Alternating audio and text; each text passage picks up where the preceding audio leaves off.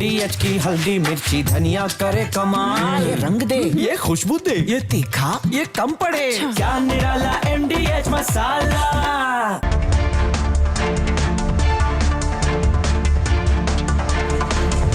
नमस्कार, मैं हूं सैयद सुहेल और आप देख रहे हैं आपका नंबर 1 शो ये भारत की बात है। उम्मीद करते हैं आप सभी पूरी तरह से फिट होंगे और बहुत बहुत सेहतमंद होंगे।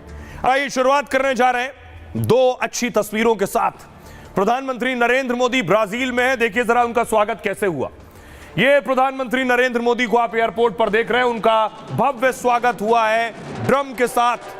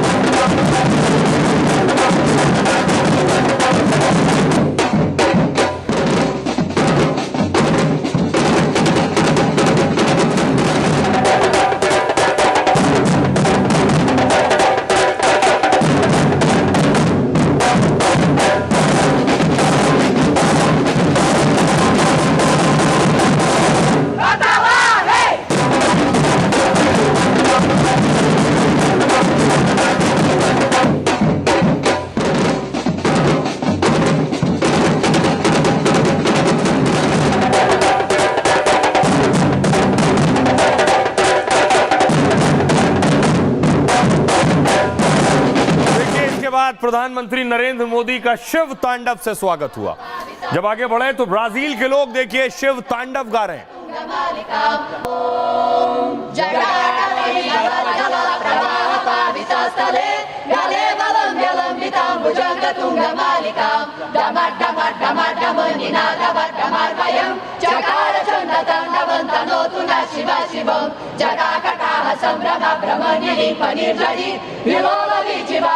विराजमान मूर्धनि धगा धगा धगा ज्वला ललाटपाट पावके किशोर चंद्रशेखरे रति प्रतीक्षणं मम धराधरेन्द्र नंदिनी विलास बंधु बंधुरा स्फुरति। और ये बात आज की पहली और बड़ी खबर की। पहली बड़ी खबर यह है कि हिंदी मराठी की लड़ाई देखिए कहां कहां तक पहुंच गई है। पटक पटक कर मारेंगे तक पहुंच गई है हिंदी और मराठी की लड़ाई। ये तस्वीरें आपने देखी होंगी, महाराष्ट्र से तस्वीरें थी। मराठी ना बोलने पर हिंदी भाषी लोगों को पीटा जा रहा था, कभी किसी कारोबारी को, कभी किसी कैब ड्राइवर को, कभी किसी राह चलते शख्स को। ये पिटाई की तस्वीरें सामने आई थी और माफी मंगवाई गई, पीटा गया। अब देखिए हुआ क्या, अगली तस्वीर में आपको दिखाऊं। और इस पिटाई के बाद आपको याद होगा राज और उद्धव ने रैली की, विजय रैली थी इनके लिए। दोनों पहली बार 2 दशक के बाद दोनों साथ आए थे। माना गया ये इनकी विजय है। इन्हें आखिर हिंदी और मराठी के बीच नफरत बोकर अपनी सियासत नजर आ रही थी। तो अब मोदी के एक सांसद ने साफ साफ शब्दों में चुनौती दी है। सुनिए निशिकांत दुबे जो अपने तेवरों को लेकर ही जाने जाते हैं, क्या कह रहे हैं। इस तरह की घटिया हरकत कर रहे हो, और मैंने हमेशा कहा है कि जब अपने घर में हो, महाराष्ट्र में हो, यदि बहुत बड़े बॉस हो तो चलो बिहार, चलो उत्तर प्रदेश, चलो तमिलनाडु, तुमको पटक पटक के मारेंगे। कि जब अपने घर में हो, महाराष्ट्र में हो, यदि बहुत बड़े बॉस हो तो चलो बिहार, चलो उत्तर प्रदेश, चलो तमिलनाडु, तुमको पटक पटक के मारेंगे। कि जब अपने घर में हो, महाराष्ट्र में हो, यदि बहुत बड़े बॉस हो तो चलो बिहार, चलो उत्तर प्रदेश, चलो तमिलनाडु, तुमको पटक पटक के मारेंगे। कि जब अपने घर में हो, महाराष्ट्र में हो, यदि बहुत बड़े बॉस हो तो चलो बिहार, चलो उत्तर प्रदेश, चलो तमिलनाडु, तुमको पटक पटक के मारेंगे। तो पूरी लड़ाई पटक पटक कर मारने पर आ गई है और राज ठाकरे की सेना के लोग आज देखिए उतरे सड़कों पर। यह प्रदर्शन हो रहा था, MNS के कार्यकर्ता प्रदर्शन कर रहे थे मीरा भाईंदर में।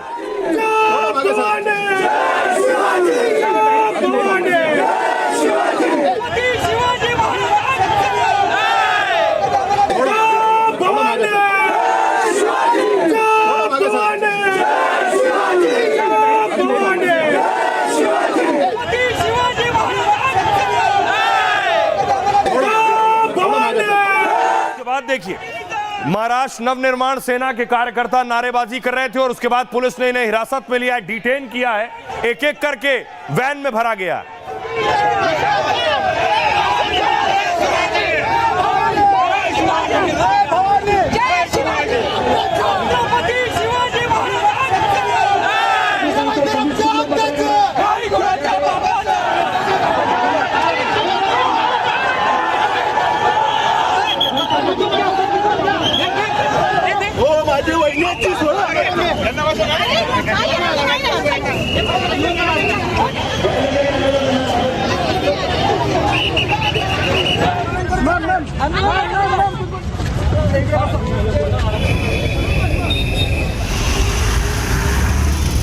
के कार्यकर्ताओं को एक एक कर भरा गया, पुलिस ने वैन में भरा, बिना इजाजत प्रदर्शन कर रहे थे इसलिए इनको डिटेन किया गया। उसके बाद देखिए कहा गया कि एकनाथ शिंदे के नेता पहुंचे थे महाराष्ट्र नवनिर्माण सेना के कार्यक्रम में, उनके साथ उनका विरोध किया गया। राज ठाकरे के कार्यकर्ता उनका विरोध करने लगे।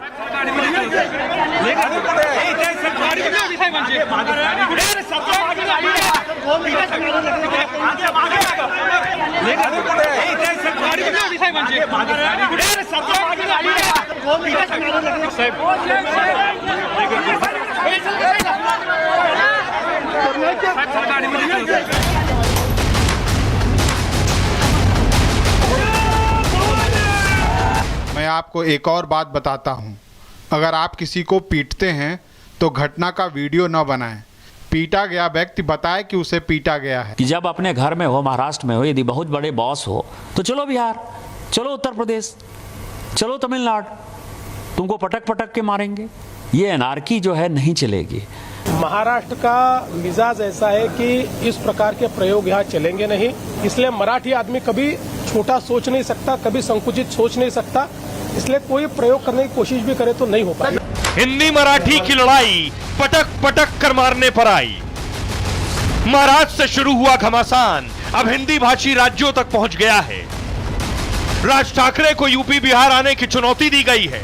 बीएमसी का चुनाव होने वाला है और ये उद्धव ठाकरे और राज ठाकरे जो कर रहा है, इससे घटिया कोई काम नहीं हो सकता है। यदि उनमें हिम्मत है तो बगल में जो है माहिम इलाके में चले जाएं और माहिम की दरगाह के सामने जो है किसी हिंदी भाषी और उर्दू भाषी को पीट कर दिखा दें, तो मैं मानूंगा कि वो सचमुच जो है बाला साहब ठाकरे जी के जो है वारिस हैं और बाला साहब ठाकरे जी के सिद्धांतों पर चल रहे हैं। निशिकांत से पहले पूर्व मरीन कमांडो प्रवीण तेवतिया ने राज उद्धव को घेरा था, कहा था 26/11 के वक्त मुंबई को उत्तर प्रदेश और बिहार ने बचाया था। 26/11 हुआ और टेररिस्ट अटैक हुआ, उसके सारे के सारे सो कॉल्ड वॉरियर कार्यकर्ता जो थे वो पिछवाड़े में पूंछ दबाकर दिखाई नहीं दिए, और ये भी खुद दिखाई नहीं दिया, उद्धव ठाकरे दिखाई नहीं दिया, उसकी पूरी फैमिली दिखाई नहीं दी। राज ठाकरे कभी आके इसने एक शब्द नहीं बोला, क्योंकि जो बचाने वाले लोग थे, जो सेना के जो लोग थे, वो मैक्सिमम यूपी बिहार से थे। बीएमसी चुनाव से पहले राज ठाकरे पूरी प्लानिंग के साथ इस मुद्दे को उठा रहे हैं। उद्धव के साथ रैली के बाद आज एमएनएस कार्यकर्ता फिर सड़कों पर उतरे, लेकिन फडणवीस की पुलिस ने एमएनएस कार्यकर्ताओं को रोक दिया। पंथ, जाति, प्रांत, भाषा आदि के आधार पर एक एक मनुष्य को बांट बांट कर देखना, जो अलग दिखते हैं वो एक हो ही नहीं सकते, ऐसा मानकर चलना ये भारत नहीं है। स्वार्थ की लालच देकर कई प्रकार की गतिविधियां चलाई जाती है, भावना के आवेग में उनके साथ हम न जुड़े। तो हिंदी बनाम मराठी की जो लड़ाई है, ये लड़ाई कम होने वाली या खत्म होने वाली नहीं दिखाई दे रही, क्योंकि नेताओं के बयान इस ओर इशारा कर रहे हैं। देखिए राज ठाकरे ने क्या कहा, हिंदी मराठी जंग में भाषा की मर्यादा टूटी है। उद्धव के साथ रैली के दौरान राज ठाकरे ने बयान दिया, अगर कोई मराठी नहीं बोलता तो पीटने की जरूरत नहीं है, लेकिन अगर कोई बेकार का ड्रामा करता है तो आपको उसके कान के नीचे मारना चाहिए। अगर आप किसी को पीटते हैं तो घटना का वीडियो ना बनाइए। राज ठाकरे ने गैर मराठियों की पिटाई का विरोध नहीं किया एक बार भी। एक तरह से राज ठाकरे ने पिटाई का समर्थन किया था। बीजेपी नेता निशिकांत दुबे ने इसी बयान पर चुनौती दी, हम हिंदी का विरोध करने वालों को पटक पटक कर मारेंगे। आप अपने घर महाराष्ट्र में अगर बहुत बड़े बॉस हो तो चलो बिहार, चलो यूपी, चलो तमिलनाडु, तुमको पटक पटक कर मारेंगे। अगर आप में ज्यादा हिम्मत है, आप हिंदी भाषी को मारते हैं तो उर्दू भाषी, तमिल, तेलुगु को भी मारो। आप ये घटिया हरकत कर रहे हो। संजय राउत ने निशिकांत दुबे के बयान पर घेरा। पहले तो यह बताओ कि दुबे कौन है। महाराष्ट्र के हिंदी बोलने वाले सभी नेताओं से अपील करता हूं, ऐसे बयानों की तुरंत कड़ी निंदा करें, तभी समझूंगा कि आप महाराष्ट्र से हैं। इसके बाद सीएम फडणवीस ने मोर्चा संभाला।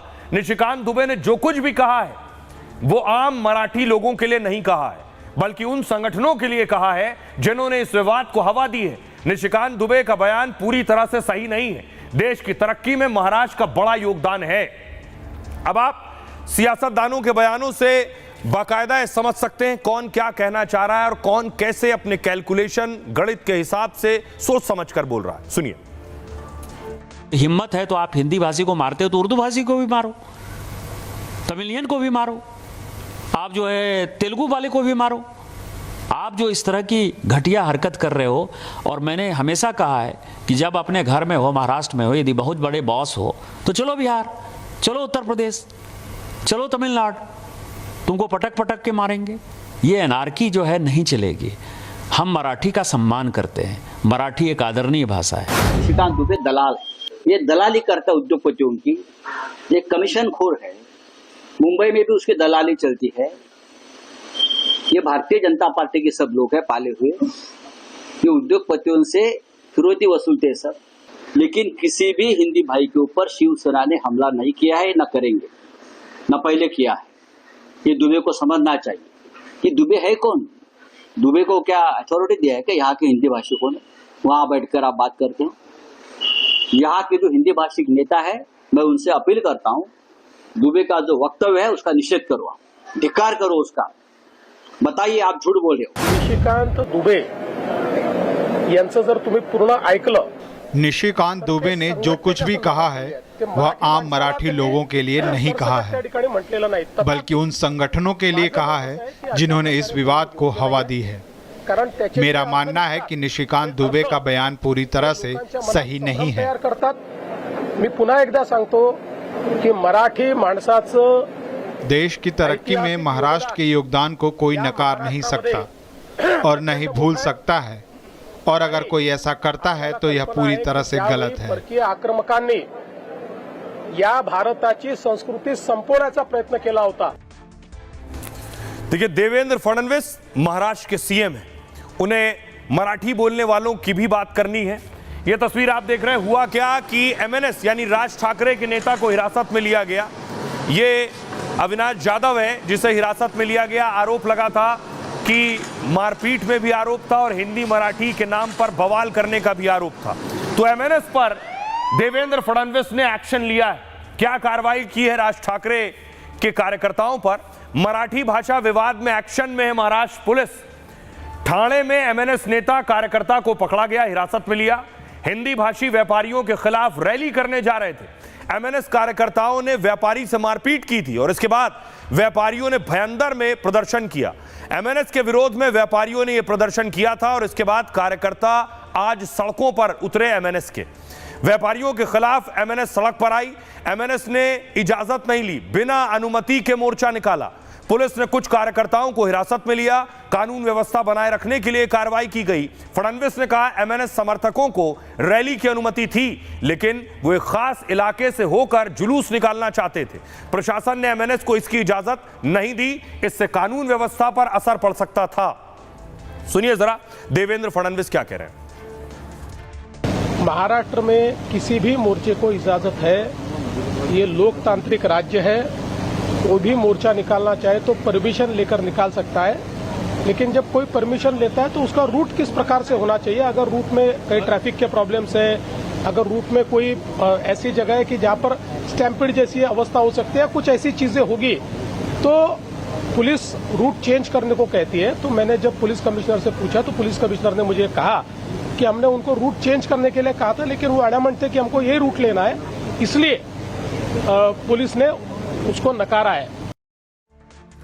अब हिंदी मराठी की लड़ाई के बीच आपको बताता हूं कि कितने हिंदी भाषी लोग महाराष्ट्र में रहते हैं। महाराष्ट्र में यूपी बिहार के लोग रहते हैं। महाराष्ट्र में मराठी के बाद सबसे ज्यादा बोली जाती है हिंदी। करीब 64% आबादी मराठी बोलती है। 13% लोग की मुख्य भाषा हिंदी है। तीसरे नंबर पर उर्दू है जिसे 7% लोग बोलते हैं। महाराष्ट्र में 36% लोग गैर मराठी भाषा बोलते हैं और इसके बावजूद कई बार भाषा पर टकराव दिखा है। चुनाव से पहले अक्सर कई बार ऐसा हो चुका है। अभी बीएमसी चुनाव को लेकर विवाद बढ़ाया जा रहा है, लेकिन संविधान में इस तरह के विवाद को अनुमति नहीं है। संविधान में भाषा के आधार पर मारपीट या भेदभाव गलत है। संविधान सभी नागरिकों को समानता का अधिकार देता है, चाहे नागरिकों की भाषा कोई भी हो। अनुच्छेद 14 समानता का अधिकार देता है। अनुच्छेद 15 में धर्म, जाति, लिंग या भाषा के आधार पर भेदभाव नहीं है। संविधान में भाषा के संबंध में महत्वपूर्ण प्रावधान किए गए हैं और हिंदी को संघ की राजभाषा की मान्यता दी गई है। देवनागरी लिपि में हिंदी को राजभाषा की मान्यता है। आइए अब आपको सुनवाता हूं, निशिकांत दुबे ने कहा पीट पीट कर मारेंगे। इस पर हिंदी भाषी लोग क्या कहते हैं?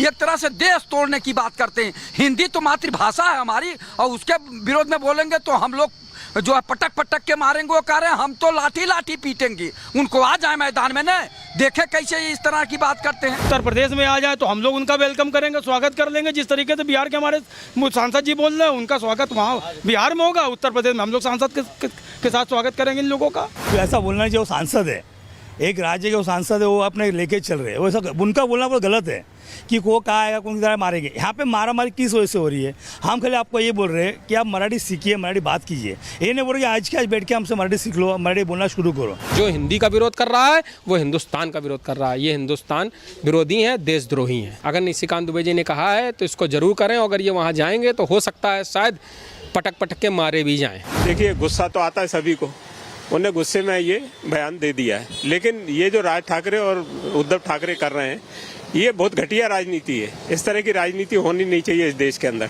नेतागिरी और पॉलिटिक्स आप करके यहाँ के लोगों को क्यों फंसा रहे हो? आप बिहार में बैठ के ऐसे बयानबाजी कर रहे हो और यहाँ जो गरीब तबके के लोग या उत्तर भारतीय लोग रह रहे हैं उनके ऊपर अत्याचार हो रहा है।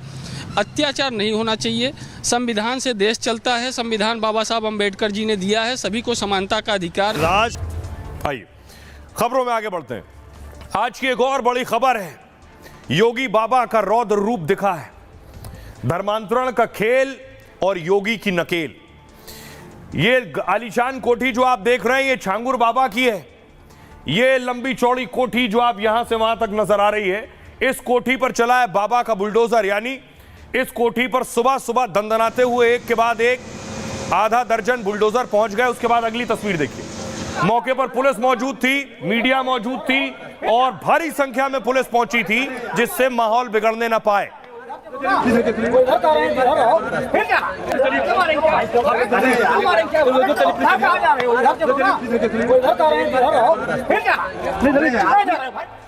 और उसके बाद देखिए जरा, बुलडोजर चलने शुरू हुए। एक बुलडोजर, दो आप देख रहे हैं, उसके पीछे 3 नजर आ रहे हैं। लाइन से लगभग आधा दर्जन बुलडोजर पहुंचे।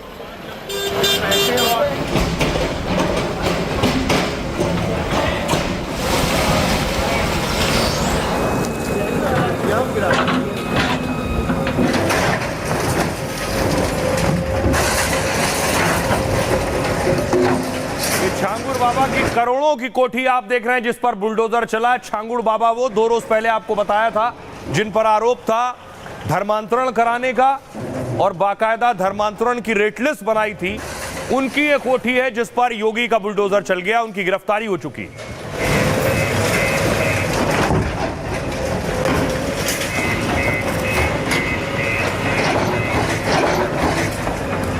ऊपर आप देख रहे हैं छत पर सोलर पैनल भी लगे।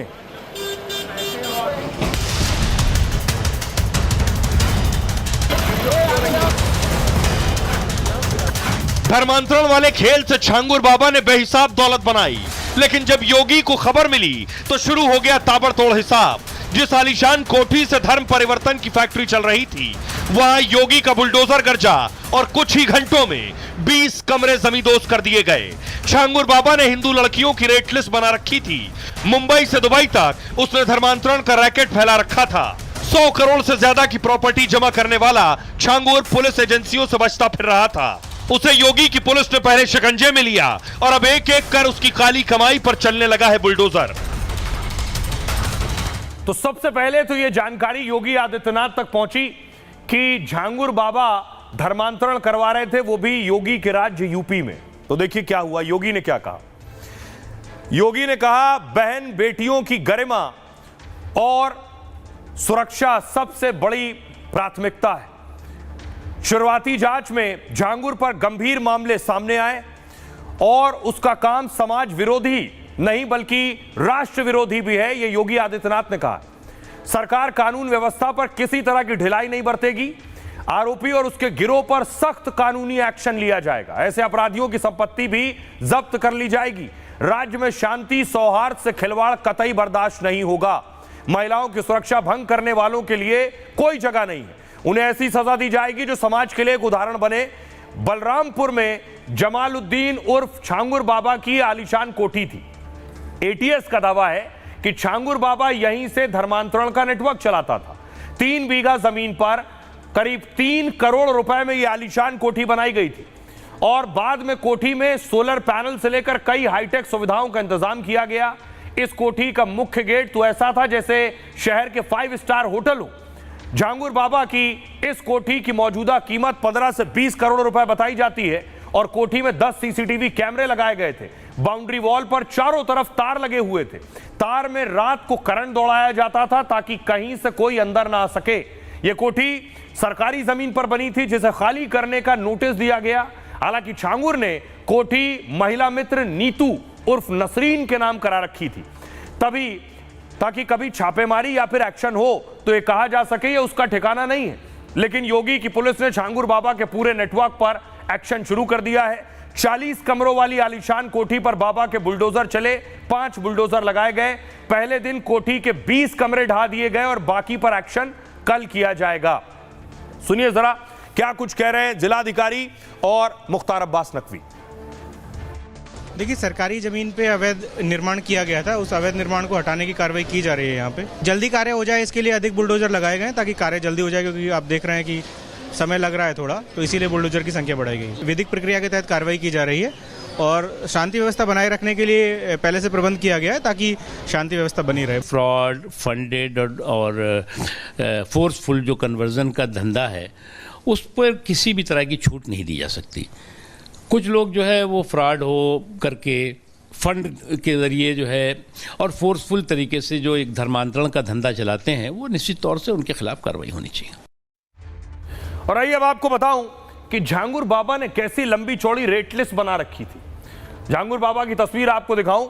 गिरफ्तारी हुई है, ये उससे पहले की तस्वीरें हैं, अलग अलग मुद्रा में आप देख रहे हैं। वो तस्वीरें जब गिरफ्तारी हुई, ये वो है जब उनका स्वागत हुआ उनके अपने इलाके में, बाकायदा गेंदे की माला पहने हुए हैं। आइए अब आपको बताऊं झांगुर बाबा ने जो रेट लिस्ट बना रखी थी लड़कियों के धर्मांतरण की, वो रेट लिस्ट क्या है, जैसे मेन्यू कार्ड होता है वैसे रेट लिस्ट बनाई थी। ये है रेट लिस्ट। ऊपर से देखिए, लड़की अगर ब्राह्मण परिवार से आती है, उसका कन्वर्जन धर्मांतरण कराना है तो 15 से 16 लाख रुपए झांगुर बाबा देते थे। अगर क्षत्रिय समाज की लड़की है तो 15 से 16 लाख रुपए, सिख समाज की लड़की है तो 15 से 16 लाख रुपए धर्मांतरण के, पिछड़ी जाति की ओबीसी से है तो 10 से 12 लाख रुपए, दलित लड़की है तो 8 से 10 लाख रुपए और अन्य जाति से है तो 8 से 10 लाख रुपए। यह है पूरी रेट लिस्ट। अब इसकी प्रक्रिया क्या थी, धर्मांतरण की पूरी प्रक्रिया तैयार कर रखी थी बाबा ने कि आखिर कैसे धर्मांतरण कराना है, क्या करते थे ये। दरअसल दरगाह थी इनकी एक, इस तरह की दरगाह। झांगुर बाबा ने धर्म परिवर्तन की कंपनी खोल रखी थी। हिंदू और सिख लड़कियों को खास निशाना बनाता था। उसका गैंग मजदूर और मजबूर लड़कियों को टारगेट करता था। गैंग के मुस्लिम लड़के हिंदू बनकर लड़कियों से दोस्ती करते, फिर शादी करने का झांसा देकर धर्मांतरण कराया जाता था। धर्म बदलने के लिए लड़कियों को लालच भी दिया जाता था। हिंदू या सिख से मुसलमान बनने पर 16 लाख रुपए देते थे। धर्मांतरण के लिए हर जाति के लिए एक अलग रेट तय था। कोई लड़की मना करती तो झांगुर बाबा की दरगाह ले जाया जाता था और वहां लड़की पर जबरन धर्म परिवर्तन के लिए दबाव बनाया जाता था। और इन सब के बाद भी कोई मना करता तो उसे डराया धमकाया जाता था। फर्जी केस में फंसाकर पुलिस कोर्ट के जरिए भी परेशान किया जाता था। और दावा है कि बलरामपुर में पुलिस और कोर्ट में अच्छी पकड़ भी थी झांगुर बाबा की, इसलिए झांगुर बाबा के खिलाफ आसानी से अब तक कोई केस नहीं हुआ और कोई मामला दर्ज हो भी गया तो रसूख से वो उसे रफा दफा करा दिया करता था। यह था उसकी ताकत। अब सुनिए जरा पीड़ित क्या कुछ कह रही है इस पर, और पुलिस जिसने इसका खुलासा किया खुद अमिताभ यश क्या कह रहे हैं, उन्हें सुनिए। ये सर अगर जो मैं जिन परिवार से पीड़ित हुई, जो मुझे कराया गया है, वो पिछले 40 वर्षों से कर रहे हैं। और चूँकि ये इनका मन इसलिए बढ़ा हुआ है क्योंकि इनके पास पैसा बहुत अच्छा आता है विदेशों से, अरब खाड़ी से, नेपाल से तस्करी करते थे, बड़े पैमाने पे फंडिंग होती है। बहुत से गाँव में अगर खगोला जाए तो आधे से ज़्यादा हिंदू लड़कियाँ ही मिलेंगी। मजबूर करते हैं, मेरे जैसी जो झांसी की रानी है नहीं मानती है इस धर्म को, जो अपने हिंदू धर्म को मानती। मैं बहुत खुश हूँ अपने इस धर्म से, और मैं इसी धर्म में रहूंगी। इसमें चाहे मेरी मौत क्यों ना हो जाए। मेरा जबरदस्ती निकाह करवा के मेरा नाम जैनब रखा गया था फतेहपुर मस्जिद में। 12-6 था, घर से बाहर निकाल दिया। कस्बे के जिम्मेदार से कई महीने बाद मेरा कोई जिम्मेदार साथ नहीं दिया, उल्टा उन लोगों ने मेरा ही भाई बना के उन्होंने कहा इसको भाई मानो। अब बताओ जी मैं कहाँ जाऊँ? मैं बहुत परेशान हूँ जी। छांगुर बाबा और जमालुद्दीन स्वयं को एक हाजी पीर के रूप में प्रोजेक्ट किया करता था और स्वयं को हाजी जलालुद्दीन बताता था। उसने उतरौला कस्बे में जनपद बलरामपुर में काफ़ी बड़ा एक नेटवर्क इस्टेब्लिश किया हुआ था और ये नेटवर्क लगातार धर्मांतरण के कार्य में लिप्त था। इनके द्वारा अवैध रूप से धर्मांतरण के कई कार्य किए गए, नाबालिग बच्चों का धर्मांतरण कराया गया। इन्होंने एक गैंग या एजेंट्स बनाए थे जो प्रेम जाल में फांसकर युवाओं का धर्मांतरण कराते थे। एसटीएफ की जांच में ये प्रकाश में आया कि इस गैंग ने 40 से ज़्यादा अकाउंट में 100 करोड़ से ज़्यादा विदेशी फंडिंग प्राप्त की है और इस धन का इस्तेमाल धर्मांतरण में और लोकल प्रॉपर्टी के परचेज में किया गया है। तो अमिताभ यश को आप सुन रहे थे। आइए अब छांगुर बाबा के बारे में आपको बताऊं। लोग बताते हैं जो उन्हें जानते हैं कि उनके पास साइकिल हुआ करती थी। एक साइकिल से देखिए कैसे सफर कोठी तक का तय किया है। बलरामपुर के रहने वाले छांगुर पहले अंगूठी और नग बेचा करते थे। वो साइकिल और बाइक से घूम घूम कर करते थे। स्कूटर भी था उनके पास एक। कहता है मैं पीर बाबा हूं, मेरी अंगूठी से सारी परेशानी दूर हो जाएगी। एक दिन दूर के रिश्तेदार को पंचायत का चुनाव जीतते देखा छांगुर बाबा ने और उसने उसी दिन तय कर लिया अब तो सियासत में आना है और रसूख बनाना है। पंचायत चुनाव में पत्नी को उतारा और जीत हासिल की। फाइलों में प्रधान पत्नी थी लेकिन सारा काम बाबा देखते थे। यहीं से उसका दबदबा बढ़ने लगा। गांव के लोग उससे जुड़ने लगे। अंगूठी बेचना छोड़कर कई शहरों में कपड़ों की दुकान खोल ली और उसका सारा ध्यान पैसे और संपत्ति बनाने में लग गया। मुंबई से लेकर अलग अलग शहरों में कट्टरपंथियों से मिलने लगा। धर्म परिवर्तन कराकर साख बढ़ाने का प्लान बनाया। एक करोड़पति सिख दंपत्ति नवनीत नीतू का धर्म परिवर्तन कराया। यहीं से धर्म परिवर्तन कराकर अमीर बनने का रैकेट शुरू किया। उसने अरब देशों से लेकर मुस्लिम मुल्कों तक अपनी पैठ बनाई। धर्मांतरण के लिए एक बहुत बड़ा नेटवर्क तैयार किया। अवैध धर्मांतरण के इस खेल से 100 करोड़ रुपए से ज्यादा जमा किए, दावा पुलिस का है।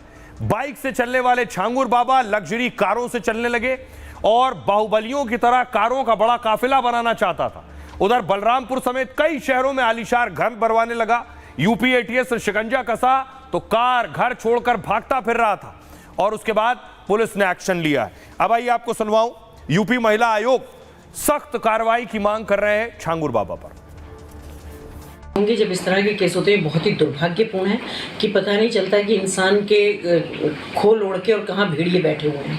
और ये बहुत ही क्योंकि मैं अगर महिला आयोग की तरफ से भी बताऊं कि हम भी बहुत चिंतित थे कि बच्चियां गायब हो रही थी, तो हमें समझ नहीं आ रहा था क्योंकि हम भी वहाँ पहुँचते हैं तो फिर बात कुछ और निकलती थी। लेकिन जब ऐसे भेड़िए इंसान के वेश में बैठे हुए हैं तो वहाँ कुछ हो सकता है। लेकिन ये बहुत बड़ी एक कामयाबी है कि इतना बड़ा ये गुर्गा कहना चाहिए इसको ये मिला है, जो कि अपनी भी जाति और अपने धर्म के नाम पर भी कलंक है। और बाकी तो मैं कहती हूँ कि ये समाज में जहर घोलने का काम कर रहे हैं। पर फिर इसके लिए मैं ये कहूँगी कि ये विनाश काले विपरीत बुद्धि, इसको उत्तर प्रदेश मिला था कि जहाँ ये जानता है कि यहाँ के मुख्यमंत्री इतने पावरफुल हैं कि अगर मुख्यमंत्री तो अगर किसी महिला की तरफ कोई आंख उठा के भी देखता है तो अब उनके बुलडोजर चले जाते हैं। तो ऐसे तो अगर ज़मीन में भी के अंदर भी ये घुस जाएंगे तो अभी इनको निकाल के लाएंगे। तो जैसा भी हमने देखा कि इसका 100 करोड़ रुपये का ट्रांजेक्शन मिला है, इसके 40 देशों में इसके कॉन्टैक्ट मिले हैं। तो अगर 40 देशों में कॉन्टैक्ट मिले हैं तो इसका मतलब 40 देशों में तो इस तरह के लोग काम कर रहे हैं। तो ये बहुत बड़ा नेटवर्क है। निश्चित रूप से मुझे विश्वास है कि माननीय प्रधानमंत्री जी के नेतृत्व में और अगर उत्तर प्रदेश की बात करें तो माननीय मुख्यमंत्री जी के नेतृत्व में ऐसे ये गुर्गे और इसका पूरा जितना जो इसमें जाल बिछाया हुआ था ये सब जितने भी। और आइए खबरों में आगे बढ़ते हैं। बाबा का देख लिया आपने हिसाब, और अब बाबा के नक्शे कदम पर नीतीश कुमार चल रहे हैं, योगी की राह पर नीतीश। वैसे एनकाउंटर के बारे में आपने सुना होगा, यूपी में हर दिन आधा दर्जन एनकाउंटर की तस्वीरें देखी होंगी, लेकिन अब एनकाउंटर बिहार में भी होने लगा। क्या नीतीश कुमार को लग रहा है योगी वाला फॉर्मूला ही हिट है? आज की तस्वीर देखिए जरा, ये यूपी की तस्वीर है, हापुड़ की तस्वीर मैं आपको दिखा रहा हूं। आज यूपी में जो एनकाउंटर हुए पिछले कई दिनों में, मुजफ्फरनगर की तस्वीर आप देख रहे हैं, ये हापुड़ में एनकाउंटर हुआ, ये भी हापुड़ की तस्वीर मैं आपको दिखा रहा हूं। ये फिरोजाबाद की आप देख रहे हैं तस्वीर, ये गाजियाबाद का एनकाउंटर आप देख रहे हैं। और ऐसा ही एनकाउंटर हुआ बिहार में, ये आप देख रहे हैं गोपाल खेमका, जो बिहार में कारोबारी थे। गोपाल खेमका साहब का हत्या की गई पिछले दिनों, तस्वीर मैं दिखाऊं। इस हत्याकांड के बाद बिहार में जंगल राज की बात कही जाने लगी। ये आकर गाड़ी रुकी है, देखिए ये खेमका साहब की गाड़ी रुकी और लाल घेरे में आप देख रहे हैं वो शख्स वहां से आ रहा है और यहां आकर गोली मारता है सीधे। ये चल कर आया, देखिए हेलमेट पहने, ये गोली मारता है उनकी गाड़ी में और उसके बाद फरार हो जाता है। ये तस्वीर आप देख रहे हैं, गोली मारी है और ये हेलमेट लगाए हुए वापस बैठता है, अपनी बाइक स्कूटी पर स्टार्ट करता है बाकायदा और चला जाता है उतनी देर में, और गोपाल खेमका की हत्या हो जाती है। उसके बाद नीतीश कुमार पर सवाल उठे, उनके सुशासन पर सवाल उठे कि कैसे एक कारोबारी की हत्या हो गई। अब देखिए हुआ क्या, नीतीश के सामने चुनौती थी तो शूटर उमेश यादव गिरफ्तार कर लिए गए और मास्टरमाइंड अशोक साव, खेमका की हत्या करवाने वाले भी गिरफ्तार कर लिए गए, और एक शख्स जो हत्या में शामिल था उसका एनकाउंटर हो गया। अगली तस्वीर देखिए जरा एनकाउंटर साइट की, ये वो जगह है जहां बिहार में सुशासन बाबू के राज में एनकाउंटर हुआ है।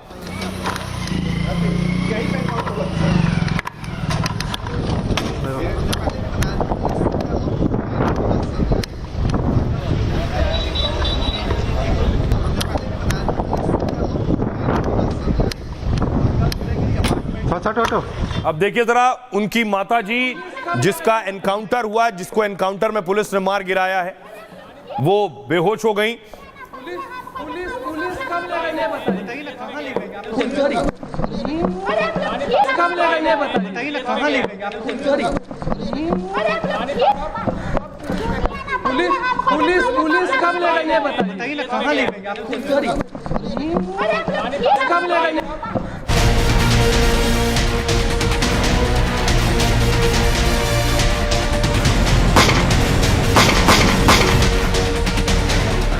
बिहार में नीतीश कुमार को बदनाम करने के लिए एक षड्यंत्र रचा जा रहा है।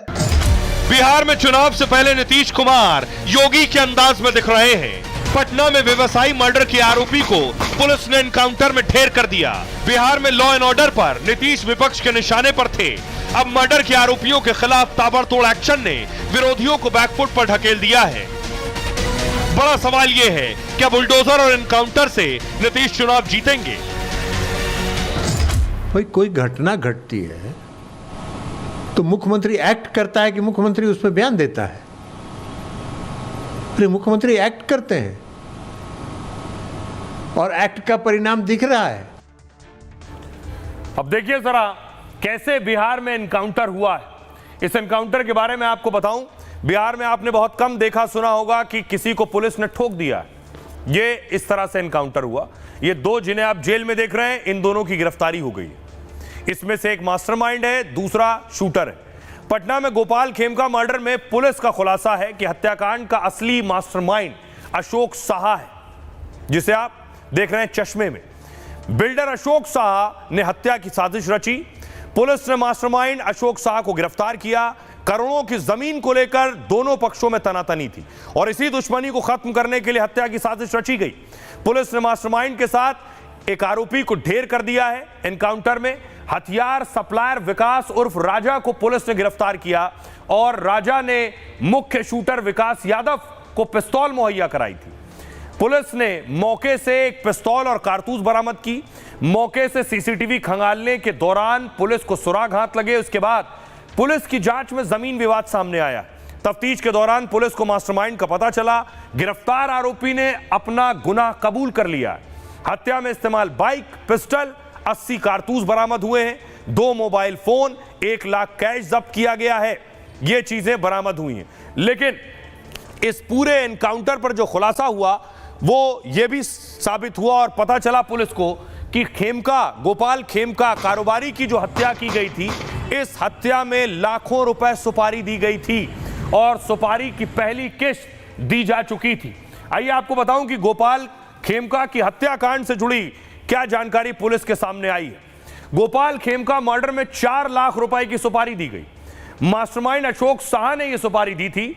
बेउर जेल में बंद गैंगस्टर अजय वर्मा को सुपारी दी गई। शूटर उमेश यादव को 50,000 रुपए एडवांस दिया गया। बाकी पैसे हत्या के बाद दिए जाने का वादा किया गया। मर्डर को अंजाम देने के लिए शूटर को दिल्ली से पटना बुलाया गया। दिल्ली से लौटकर शूटर उमेश ने अजय वर्मा से मुलाकात की। इस मुलाकात में मर्डर की तारीख और तरीका तय हुआ। हत्या के बाद उमेश यादव अशोक शाह के फ्लैट पर रुका। इसी सुराग से पुलिस को मर्डर केस सुलझाने में मदद मिली। बेउर जेल में छापेमारी के दौरान पुलिस को सुराग हाथ लगे थे। 3 मोबाइल, सिम कार्ड और संदिग्ध नंबरों की पर्ची मिली थी। हत्या से पहले हमलावरों ने गोपाल खेमका की रेकी की थी और 7 दिनों तक आरोपियों ने खेमका की हरकत पर नजर रखी। घर से निकलने का समय से लेकर घर लौटने तक नजर रखते थे। 4 जुलाई को ट्विन टावर अपार्टमेंट के पास बाइक सवार ने गोली मारी। खेमका की कार के रुकते ही 6 सेकंड में कई राउंड फायर हुए। 7 साल पहले खेमका के बेटे की भी हत्या कर दी गई थी। सुनिए जरा इस मामले में क्या कुछ कह रहे हैं एसपी और डीजीपी। 2 गिरफ्तारी है इसमें और एक व्यक्ति जो इसमें पहले से इन्वॉल्व थे उनका एनकाउंटर। देखिए, एनकाउंटर के संबंध में बहुत स्पेसिफिक गाइडलाइंस दिए हुए हैं। उन सारे गाइडलाइंस का फॉलो किया जा रहा है। इसमें जांच का गठन किया गया है। खास बात यह है कि जो इस केस अनुसंधान करेंगे वो उस थाना क्षेत्र के नहीं होंगे और जो लोग इन्वॉल्व थे उनसे वरीय पदाधिकारी होंगे। इसमें जब फायरिंग हुई थी तो पुलिसकर्मी पागल बच्चे हैं, उनको हल्के चोटें आएंगी। राजा के ऊपर करीब 9 आपराधिक इतिहास है। इसमें से 4 मर्डर का केस है और बाकी डकैती और आर्म्स एक्ट का केस है। इनपे आर्म सप्लाई करते हैं 9 मैंने पूरी बताया। 2 की अरेस्टिंग है इसमें और 1 की मृत्यु हुई। भारी मात्रा में कागजात हैं, 1-2 नहीं है बल्कि काफ़ी वो जब्त किए गए हैं। अब ये लिंक करना पड़ेगा जो मृतक के पास जो सूचनाएं हैं उनके लैपटॉप में, उनके मोबाइल में, उनसे मैच कराया जाएगा। कुछ जो अशोक साव के मोबाइल हैं उस मोबाइल में कन्वर्सेशंस आए हैं जिससे ये पता चल रहा है कि ज़मीन का भयंकर विवाद है जिसके कारण काफ़ी तलखी चल रही है कई लोगों में। अब उन सभी चीज़ों पे अनुसंधान होगा, उनकी आवाज़ मैच करा के दिखा जाएगा कि वो कौन सब कर रहे हैं। तो ये भूमि के जो भारी मात्रा में कागजात अशोक साव के घर से बरामद हुए हैं। अब देखिए जरा, नीतीश कुमार के राज में एनकाउंटर भी हो रहा है और हत्या भी हो रही है, तो सियासतदान सवाल भी उठा रहे हैं क्योंकि चुनाव भी होने। गिरिराज सिंह कह रहे हैं नीतीश को बदनाम करने के लिए षड्यंत्र हो रहा है। लालू जी के राज में अपराधी को संरक्षण मिलता था, अब अपराधी पर एक्शन हो रहा है। विरोधी एनकाउंटर पर भी सवाल उठाएंगे। जीतन राम मांझी ने कहा यह वो बिहार नहीं है जहां माफिया मुख्यमंत्री निवास से आपराधिक घटनाओं को अंजाम दिलवाते थे। यह नया बिहार है जहां अपराधियों पर कार्रवाई हो रही है। खेमका की हत्या में शामिल शूटर ने साबित कर दिया कि तेजस्वी यादव के लोग हर आपराधिक वारदात में शामिल होते हैं। पप्पू यादव कह रहे हैं नेता अपराधी को पालेंगे तो हम क्या करेंगे। सारा कुकर्म, सारा पाप नेताओं का है। अपने रसूख के लिए व्यवसायी को मरवाया गया है, नेता और अधिकारी नहीं मरवाया है। प्रमोद तिवारी कांग्रेस नेता ने कहा नीतीश कुमार बीजेपी को सत्ता में रहने का अधिकार नहीं है, इन्होंने रूल ऑफ जंगल लागू कर दिया है। सुनिए जरा सियासतदानों कि अपराधी की हत्या नहीं बल्कि नागरिक की हत्या हो गई है ये कहेंगे। नीतीश कुमार को बदनाम करने के लिए उछल उछल के प्रेस कॉन्फ्रेंस। सवाल नंबर 1, सवाल नंबर 2, सवाल पहले अपने आप से पूछें। ये नीतीश कुमार की सरकार है जो अपराधियों पे कार्रवाई करती है और वो लालू जी की सरकार थी जो अपराधियों को संरक्षित करते थे। अपने रसूख के लिए और जमीन को कब्जा करने के लिए एक व्यापारी को मरवा रहा है। ये नेता है तो मरवाए हैं, पदाधिकारी तो मरवाए हैं और ये मरवाते रहेंगे। ना हथियार मिला, ना लोकेशन है उसका, ना गाड़ी मिली। उसके पहले बेटा को मारा, उसका सारा केस लोग रफा दफा हो गया। जो लोग जेल गए निकला उसको भी गोली मार दिया गया। गोली क्यों मारा पता नहीं चला। शूटर को पैसा किसने दिया, क्यों मरवाया ये भी पता नहीं चला।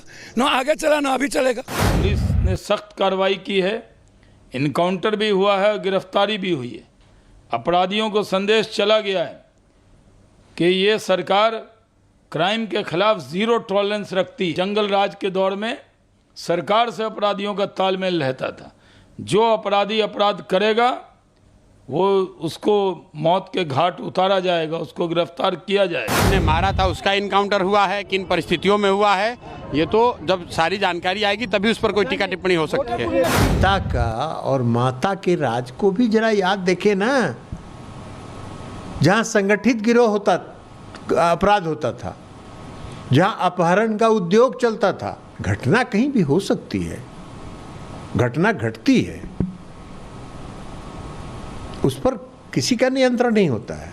लेकिन घटना घटने के बाद त्वरित कार्रवाई करके अपराधियों को पकड़ा जाता है। तो ये बात कांवड़ यात्रा की। 11 तारीख से कांवड़ यात्रा शुरू हो रही है और सभी राज्य सरकारों को एहसास है कि कहीं कुछ गड़बड़ ना हो जाए, तो इसलिए नए निर्देश सामने आए। एक तस्वीर मैं आपको दिखाऊं मुजफ्फरनगर की। मुजफ्फरनगर में कांवड़ियों ने हंगामा किया है और उसके बाद देखिए एक ढाबे में तोड़फोड़ किए, उसकी तस्वीर सामने आई है।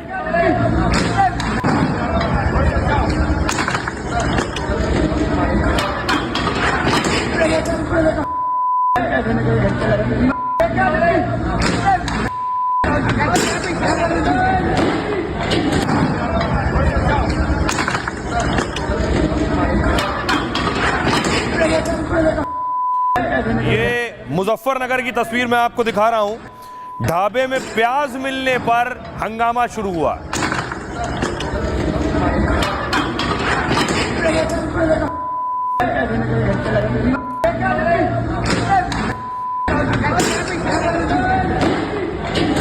और इसीलिए राज्य सरकार ने क्या किया है, देखिए, जो शराब की दुकानें हरिद्वार में, उन्हें पर्दों से ढक दिया जाएगा, जिससे कोई अव्यवस्था पैदा ना हो, हिंसा जैसी स्थिति पैदा ना हो और लॉ एंड ऑर्डर सिचुएशन खराब ना हो।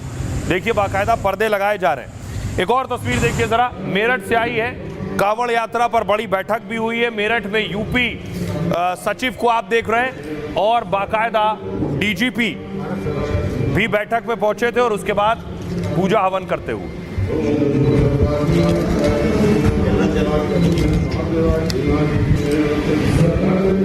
तो अलग अलग राज्यों ने अपने स्तर पर दिशा निर्देश जारी किए हैं जिससे माहौल बिगड़ने ना पाए और पुलिस को भी बाकायदा गाइडलाइंस जारी की गई हैं।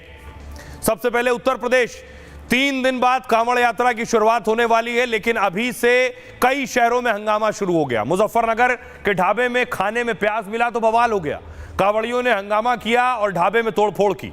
गाजियाबाद में हिंदू संगठनों के नेम प्लेट जांच पर विवाद बढ़ा है। कांवड़ यात्रा को लेकर मेरठ में डीजीपी मुख्य सचिव ने बैठक की है। कहा होटल में चेकिंग के नाम पर गुंडागर्दी बर्दाश्त नहीं होगी। कांवड़ियों की शुद्धता और आस्था से खिलवाड़ नहीं होना चाहिए। जानबूझकर नियम तोड़ने वाले हर शख्स पर एक्शन होगा। दिल्ली में भी कांवड़ का योगी मॉडल लागू करने की तैयारी है। यूपी में कांवड़ मार्ग की मछली मीट दुकान 10 जुलाई से बंद रहेंगी, तो दिल्ली में भी कांवड़ रास्ते की मीट शॉप बंद करने की तैयारी है। दिल्ली की रेखा गुप्ता, सरकार ने अभी आदेश जारी नहीं किया है, लेकिन कपिल मिश्रा समेत दिल्ली के कई मंत्रियों ने साफ कहा है कि कांवड़ यात्रा के वक्त मछली और मीट शॉप खोलना ठीक नहीं है। आशंका जताई जा रही है कि गाजीपुर मीट मंडी भी बंद हो सकती है। हालांकि दुकानदार रोजी रोटी के संकट की बात कर रहे हैं।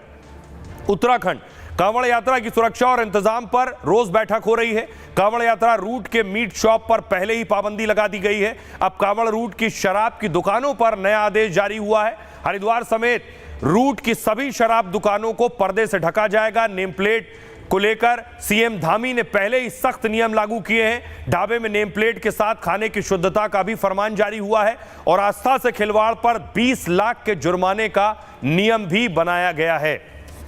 सुनिए जरा क्या कुछ कह रहे हैं ब्रजेश पाठक। हम सभी का सम्मान करते हैं और सबके धार्मिक कार्यक्रम विधिवत सकुशल संपन्न हो, ये सरकार की जिम्मेदारी है। और किसी भी स्थिति में किसी का कोई मान सम्मान को नुकसान न पहुंचे और सबको हम साथ लेकर के चलेंगे। अच्छा, हर स्थिति में जो अभी कांवड़ यात्रा चल रही है, सनातन धर्म मानने वालों को कोई दिक्कत न हो, कांवड़ यात्रा के दौरान कहीं समस्या न आए, और उसी स्थिति से निपटने के लिए सरकार पूरी तरह से सतर्क होकर काम कर रही है। कांवड़ के समय उनकी पूरी सुरक्षा पुख्ता होनी चाहिए। जहां से कांवड़ पूरे हिंदुस्तान में उनको सुरक्षा पूरी मिलनी चाहिए। जहां जहां से हमारा कांवड़ निकलेगा, आपका गौमुखा से शुरू होगा, हरिद्वार, कहीं गौमुखा जी जाते हैं, कहीं हरिद्वार तक जाते हैं, 500 किलोमीटर 1000 किलोमीटर चल के जाते हैं। एक बड़ी पवित्र ये यात्रा होती है। रास्ते में कोई मीट की दुकान आ रही है, कोई आ रही है शराब का ठेका आ रहा है, लोग शराब बाहर लेकर कहीं वो पौवा सा लेते हैं, वहीं पीनी शुरू कर देते हैं। तो इसलिए हमारी जो यात्रा है, दुकानें बंद होनी चाहिए। वो दिल्ली सरकार का दिन है, हम मुख्यमंत्री पे पूरा प्रेशर डालेंगे, इसीलिए होम मिनिस्टर साहब को लेटर लिखा है। और आइए खबरों में आगे बढ़ते हैं। बात बाढ़ और बारिश की। पहाड़ से मैदान तक सैलाब का सितम देखने को मिल रहा है। सबसे पहले आपको छत्तीसगढ़ लिए चलता हूं।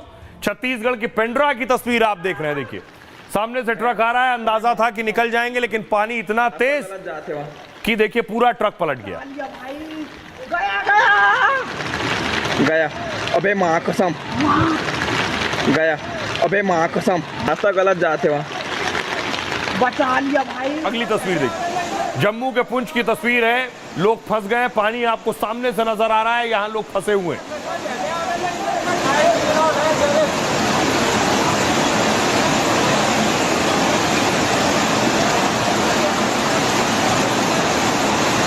उत्तराखंड के चमोली में देखिए जरा, बादल फटने के बाद सैलाब आया है।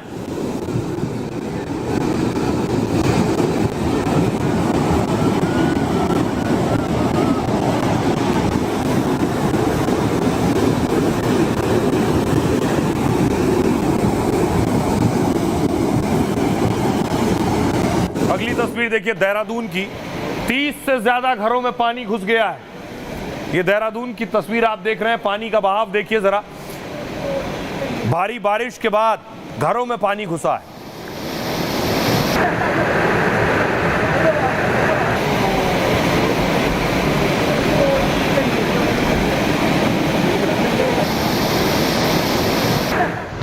ये उत्तराखंड की तस्वीर देखिए जरा, बारिश के बाद आप देख रहे हैं पहाड़ टूटा है और मलबा देखिए कैसे सड़क पर आ गया है।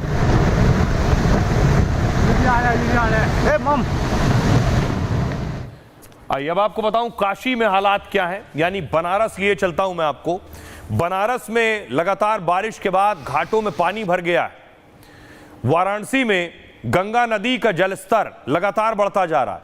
80 घाट से लेकर राजघाट तक 100 से ज्यादा छोटे मंदिरों में गंगा का पानी प्रवेश कर गया। पंडा पुरोहितों की 300 से ज्यादा चौकियां डूब गई। 15 से ज्यादा घाटों का संपर्क मार्ग टूट चुका है। प्रशासन ने छोटी नावों के संचालन पर रोक लगा दी है और बड़ी मोटरबोट में भी अब केवल आधी सवारियों को बिठाने की अनुमति है। गंगा में आई बाढ़ ने महाशमशान मणिकर्णिका घाट के ज्यादातर प्लेटफॉर्म को डुबो दिया है। अब शवों का अंतिम संस्कार घाट की छत पर करना पड़ रहा है। मणिकर्णिका घाट पर जहां पहले 5 जगहों पर शवों का दाह संस्कार होता था, अब सिर्फ 2 प्लेटफॉर्म ही बचे हैं, बाकी डूब चुके हैं। अब लोगों को ऊपर बने प्लेटफॉर्म पर अंतिम संस्कार करना पड़ रहा है। आपको बताते हैं कि मणिकर्णिका घाट पर 24 घंटे क्यों जलती हैं चिताएं। मणिकर्णिका घाट को मोक्ष का स्थान माना जाता है। मान्यता है कि इस जगह को मां पार्वती का श्राप लगा। बताया जाता है माता पार्वती की कान की बाली यहां गिर गई थी। काफी ढूंढने के बाद भी उन्हें कान की बाली नहीं मिली, जिसके बाद मां पार्वती गुस्से में आ गई और श्राप दिया, अगर मेरी बाली नहीं मिली तो यह स्थान हमेशा जलता रहेगा। तब से लेकर आज तक यहां 24 घंटे चिताएं जलती रहती हैं। आइए खबरों में आगे बढ़ते हैं और अब आपको लिए चलता हूं अमेरिका। कैसे अमेरिका में हालात क्या है ये मैं आपको बताऊं। जीत के बाद अमेरिका में पहुंचे हैं नेतन्याहू। तस्वीर आपको दिखाऊं, ये है जिस वक्त नेतन्याहू पहुंचे। ईरान की जीत के बाद पहली मुलाकात ट्रंप से हो रही है नेतन्याहू की। ट्रंप ने उनका गर्मजोशी के साथ स्वागत किया है।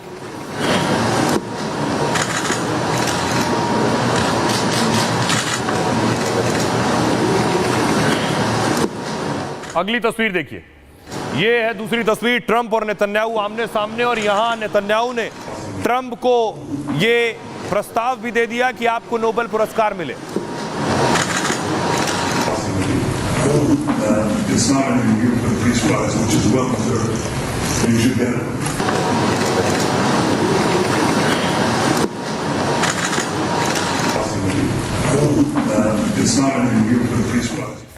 तो ट्रंप और नेतन्याहू मिले। अब देखिए जरा गाजा को लेकर प्लान क्या है दोनों का। दोनों ने प्लान तैयार किया हुआ है। गाजा पर ट्रंप और नेतन्याहू ने बड़ा प्लान बनाया है। फिलिस्तीनियों को दूसरे देश में बसाने की तैयारी है। यह दावा खुद इजरायली पीएम नेतन्याहू ने किया है। कहा कि हम ऐसे देशों को लेकर विचार कर रहे हैं जो फिलिस्तीनियों को शरण देने के लिए तैयार है। अब ऐसे देशों को ढूंढने के हम काफी करीब हैं, यानी फिलिस्तीनियों को गाजा से बाहर करने की तैयारी है। उन्होंने यह भी कहा कि कोई गाजा में रुकना अगर चाहता है तो फिर वो फिलिस्तीनी गाजा में रुक भी सकता है।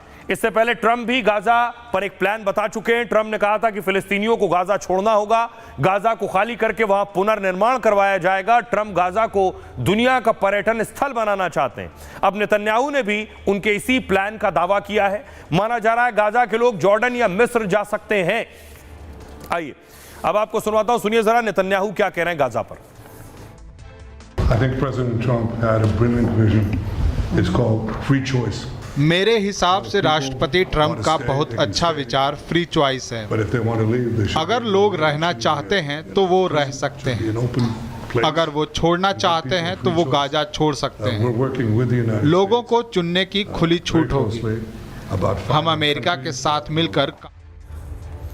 और आइए अब आपको बताऊं कि ट्रंप को मारने के लिए जिन मौलाना ने फतवा दिया था, करोड़ों रुपए जोड़ लिए। ट्रंप को मारने के लिए, उनका गला उतारने के लिए फतवा जारी किया था ईरान के एक मौलाना ने। ट्रंप नेतन्याहू को मारने का ईरानी फतवा था और ट्रंप नेतन्याहू को अल्लाह का दुश्मन घोषित किया था मौलाना ने। यह फतवा ईरान के 2 बड़े मौलवियों ने जारी किया। इनमें बड़े शिया धर्मगुरु अयातुल्लाह नासिर शामिल थे। दुनिया के 10 मौलवियों ने इस फतवे का समर्थन किया था। अजरबैजान के मौलवी ने तो ट्रंप पर इनाम की घोषणा की। कहा था ट्रंप को मारने वालों को 10 करोड़ इनाम देंगे। और यह घोषणा ईरान के इस्लामिक प्रचार संस्था ने भी किया था। और इसी के बाद ईरान में चंदा जुटाने का अभियान शुरू हुआ। ईरान में ऑनलाइन साइट पर चंदे को लेकर अपील की गई। कुछ ही दिन में करीब 17 करोड़ रुपए चंदा इकट्ठा हो गया है। हालांकि ईरानी सरकार ने फतवे पर अपना रुख साफ कर दिया है। कहा है कि इस फतवे से ईरानी सरकार का कोई लेना देना नहीं है। फतवा ईरान की तरफ से कोई भी आधिकारिक घोषणा नहीं है। फिलहाल हत्या पर इकट्ठा हुए 17 करोड़ चंदे दुनिया में चर्चा का विषय बना हुआ है। तो अब क्या होने वाला है ईरान और इजराइल के बीच और अमेरिका के बीच, आने वाले कुछ दिनों में तस्वीर साफ होगी। आइए और अब बारी है आज के सूत्र की। जब बात अपनों की या टीम की हो तो थोड़ा गुरूर और माइंड गेम भी जरूरी होता है। जिंदगी और कामयाबी का यह सूत्र दिया था टीम इंडिया के महान कप्तान सौरव गांगुली साहब ने। 8 जुलाई 1972 को कोलकाता में जन्मे गांगुली की पहचान भारत को लड़ना सिखाने वाले कप्तान की रही है। साल 2000 में जब उन्हें कप्तानी मिली तब टीम मैच फिक्सिंग के आरोपों से जूझ रही थी और उसकी छवि घर में शेर और विदेश में ढेर वाली थी। तब दादा ने युवाओं की टीम को तराशा और विरोधी की आंख में आंख डालकर लड़ना सिखाया। युवराज से लेकर धोनी और सहवाग से लेकर हरभजन सिंह जैसे मैच विनर्स को लाने और बनाने का श्रेय सौरव गांगुली को ही जाता है। शुरू में जब ये खिलाड़ी टीम में आए और नए रोल में फिट नहीं हुए तो गांगुली ने उन पर भरोसा जताया। कहा डरो मत, मैं तुम्हारे साथ हूं। कई विदेशी खिलाड़ी उन्हें घमंडी और गुस्सैल तक कहते थे क्योंकि ऑस्ट्रेलिया और इंग्लैंड जैसी टीम को माइंड गेम में भी गांगुली नहीं मात दी। 2001 में ऑस्ट्रेलिया की टीम लगातार 16 टेस्ट मैच जीतकर बड़े गुरूर में भारत आई थी। तब गांगुली ने पहले टॉस के वक्त विरोधी कप्तान स्टीव वॉक को इंतजार कराया। फिर हर मैच में खेल के साथ एग्रेशन में भी गांगुली की टीम ऑस्ट्रेलिया पर भारी पड़ी। विदेशों में लड़ना और जीतना सही मायने में गांगुली ने ही सिखाया है। कप्तानी के अलावा गांगुली बीसीसीआई के अध्यक्ष भी रहे। अपनी रणनीति और नेतृत्व से उन्होंने कई अहम सूत्र दिए। सिर्फ किताबें या टीम मीटिंग अच्छा कप्तान नहीं बनाती। अच्छे नेता नाकामी में भी अपनी टीम के साथ खड़े रहते हैं और यह भरोसा जगाते हैं कि आप लड़ और जीत सकते हैं। बहरहाल ये भारत की बात है में इतना ही। आप अपना और अपनों का बहुत बहुत ख्याल रखिए। रुक रहे हैं एक छोटे से ब्रेक के लिए।